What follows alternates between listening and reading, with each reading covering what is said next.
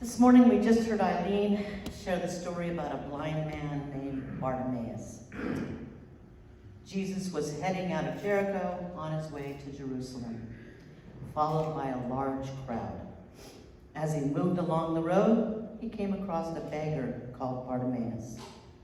The crowd was most likely on their way to Jerusalem for the Passover. This story takes place a week before Jesus' death, so it is the last healing or miracle that is recorded in Mark's gospel. This story is not just another healing story, but should be looked at as a section of Mark's gospel in which there is a unifying theme, of blindness and faith. So let us begin with blind beggar Bartimaeus, even though there is another story found just a couple of scriptures before in Mark 8:22 through 26. Where a blind man is brought to Jesus, begging Jesus to touch him. Jesus puts saliva on his eyes and lays hands on him, but the blind man is still having difficulty seeing. So Jesus lays his hands on him again, and he is healed. Then Jesus tells him to go home and not to go into the village, though the end result is Jesus restoring his sight. There are some major differences in these two stories. One detail that we know is that Bartimaeus was not born blind, but became blind at some point in his life as he asked Jesus to let him see again. So it's possible to assume that Bartimaeus had sight but lost it. We don't know if he lost his sight as a child or as an adult, or how he might have been treated due to his blindness by those around him. Though knowing that he was a beggar living on the streets, we might think that he may not have been treated well. He was probably on the margins, invisible to those around him.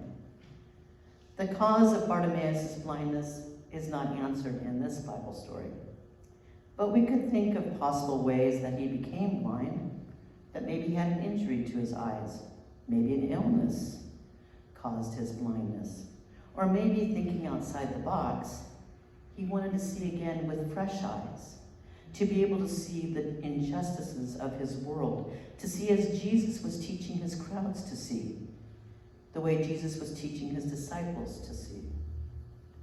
This blind beggar, according to the scripture, heard this large crowd, and when he heard it was Jesus, the crowd was following, he yelled out from his place on the roadside. He yelled out, "Jesus, Son of David, have mercy on me." Many sternly ordered him to be quiet, but he cried out even more loudly, "Son of David, have mercy on me." Note here one difference from the Mark 8 story. The blind man in that story was brought to Jesus for healing. Here, the people are bringing him to Jesus. They want to help him. They want him to be healed. In the story we heard this morning, the people are telling Bartimaeus to be quiet, trying to shut him up. They are not supporting or helping him, at least in the beginning. They might have even felt ashamed of Bartimaeus as they try to keep this blind beggar from getting Jesus' attention. Then when Jesus asked the crowd to call Bartimaeus to him, the attitude of the crowd seems to change, and they call to him, telling him to take heart, to get up. Jesus is calling you. Why such a difference in the people's behavior towards these blind men? One who is brought before Jesus and one who is shushed until Jesus calls for him. One thought for this is because Bartimaeus is named a beggar, and in the context of the New Testament, beggars were usually the blind, maimed, or diseased, and somewhat discarded. Whereas the other blind man was possibly brought to Jesus by some friends or part of a family that cared for him. As Bartimaeus gets up to go to Jesus, he throws off his cloak. This cloak was his badge of identity as a beggar. A beggar's cloak was not only an aesthetic garment, it was his uniform. In historical context, this was his visual form of entitlement for charity. People living below poverty levels, such as Bartimaeus, the cloak is a piece that provides the warmth he would need in colder weather conditions. It would also prove to be invaluable, allowing him to have some comfort for sleep at night, or as a place for him to lay before him in order to collect money or food. The garment can also be regarded as a sign of a small amount of status and power, even though Bartimaeus, as we understand, most likely belonged to the lowest echelons of social levels. He may have thrown off his cloak in a way of discarding his past and looking toward his future, wanting to be whole again. It shows his faith in Jesus. When Bartimaeus goes to Jesus, Jesus asks him, "What do you want me to do for you?" And Bartimaeus articulates his greatest need. "My teacher, let me see again." And Jesus says to him, "Go, your faith has healed you." Immediately, he regains his sight and follows Jesus on his way. The way Jesus heals these two men is very different. The first one is physically touched by Jesus, not once, but twice. The second, Bartimaeus, is healed by his faith only, no physical touch from Jesus. Though the way Jesus heals these two men differs, the outcome is the same. They are both able to see again. The end of each healing is also different, as Jesus in Mark 8 tells the healed blind man to go home and not to go into the village. In Mark 10, Bartimaeus follows Jesus after he's healed. In Mark 8, Jesus is still holding to the secrecy when it came to expressing messianic beliefs.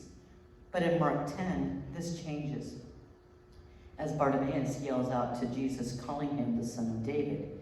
And this time, this claim is not silenced, as Jesus portrays what it means to be the Son of David, meaning one who heals and restores. And as I mentioned earlier, this is also the last healing in Mark before the account of Jesus' return to Jerusalem. Now that I've gone over some of the background and differences of these two healings, it's important to understand that the differences between both healings are essential. Not only do they differ in who takes the initiative or the role of the crowd, but the first episode also has a tactile piece. Touching becomes an essential part of the healing, while in the second, the word becomes the healing itself. This difference alone could be further discussed. But this morning, I want to talk about the differences in who takes the initiative and the role of the crowd, where sight and blindness play a part. In Mark 8, the people around this blind man seem to see him as a person of worth, a person to care about, and want healing for him, want him to have his sight. Again, we don't know if he was born blind or if he became blind later, but it really doesn't matter. He's cared about, and probably was cared for from the time he became blind, and more than likely even before he became blind. This group of people, we don't know if they are family or friends or a combination of both. They bring this blind man to Jesus and beg him to heal his blindness. They bring him to Jesus and they beg Jesus to heal him, to heal his blindness. And Jesus does just that. To see people as a part of God's beautiful creation, as worthy of love and care, is to see what is. In Richard Rohr's Daily Meditations from Contemplating Creation, he writes, "It begins in observing what is." Paul says, ever since the creation of the world, the invisible essence of God and God's everlasting power have been clearly seen by the mind's understanding of created things. Romans 1:20. We know God through the things that God has made. The first foundation of any true religious seeing is, quite simply, learning how to see and love what is. If we don't know how to love what's right in front of us, then we don't know how to see what is. End quote. This meditation was talking about all aspects of creation, But humans and the care of them is also a part of God's creation. The people who cared for this blind man saw him and loved him. And I believe that the blind man, even though he was unable to physically see, he saw those around him through their actions and their words, and he loved them.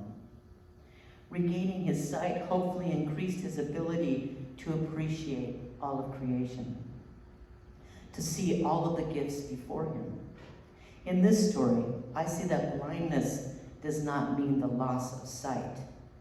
Seeing through the heart is full vision.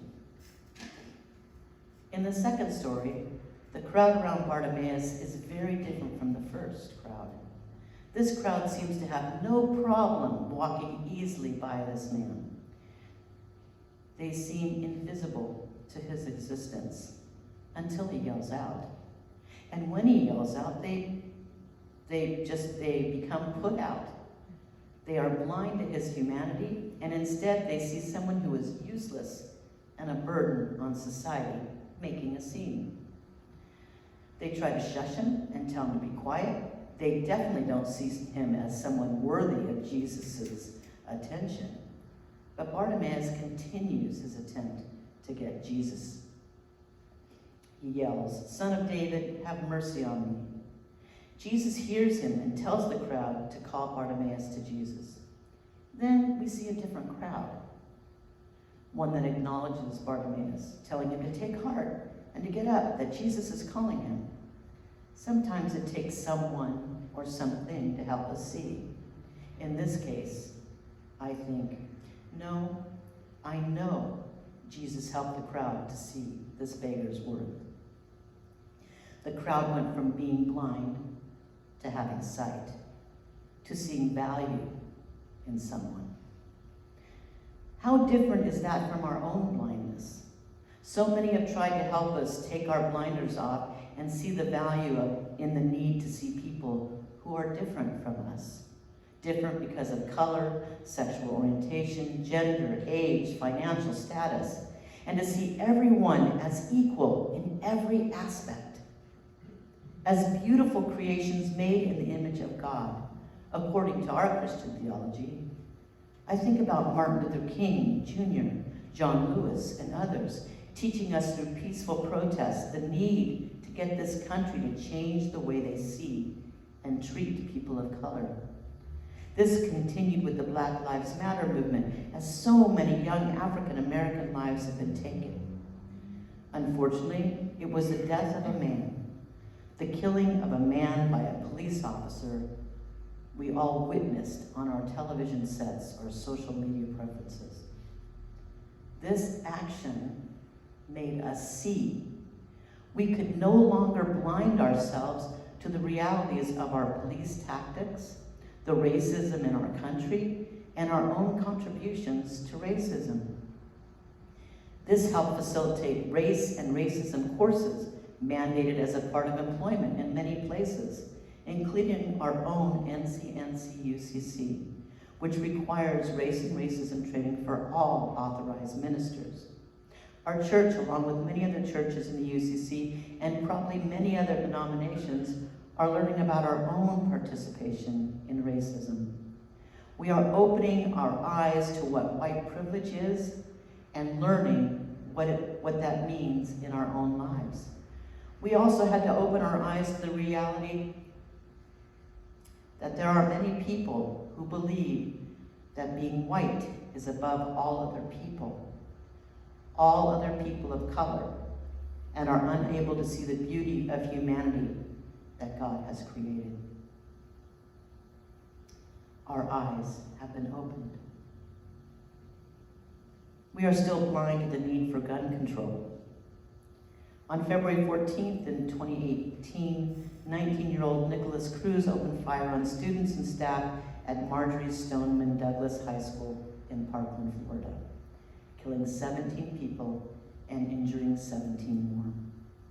This past week, Cruz pleaded guilty to all 34 charges, and the prosecutors are looking for the death penalty.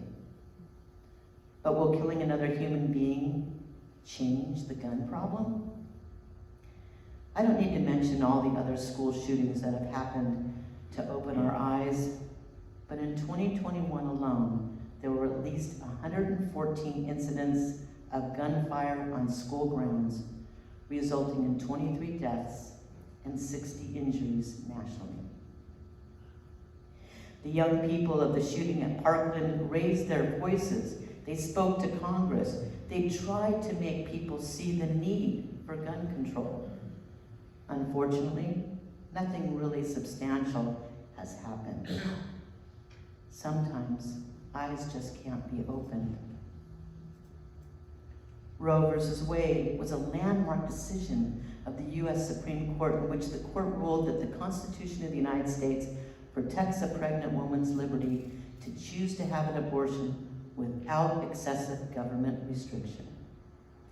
This was so insightful, as so many women were going across the border to have abortions and dying from bad doctors and infections, and women attempted to do their own abortions, leaving them with horrible results. How is it that we can allow others, again, to make decisions for a woman's body? Is it possible to become blind again? We're also learning that our history books have been teaching some false information in a way of putting blinders on the readers as the writers continue their own form of racism. The stories of Christopher Columbus or the Thanksgiving stories do not reflect the actual history of those events. So many people have started calling Christopher Columbus Day Indigenous Peoples Day. And instead of the practice of pilgrims and Indians for the Thanksgiving stories, many are celebrating a grateful day, a day to be grateful. In 2015, I went to Synod, which is our denomination's national gathering. I was in a group that heard of one of the resolutions to change the racially demeaning name, mascot, and imagery of the Washington National Football League team.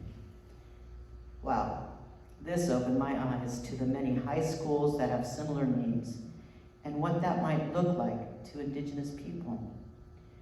Hearing from a Lakota tribe elder at Synod radically changed my thinking about what a name might mean and how it might feel for someone else. I love that we at Community United Church of Christ acknowledge the land we worship on as Yokuts land. There are so many other things that we easily become blind to. And as I wrap this up, I just want to talk about the blinders many have on when it comes to folks in the streets.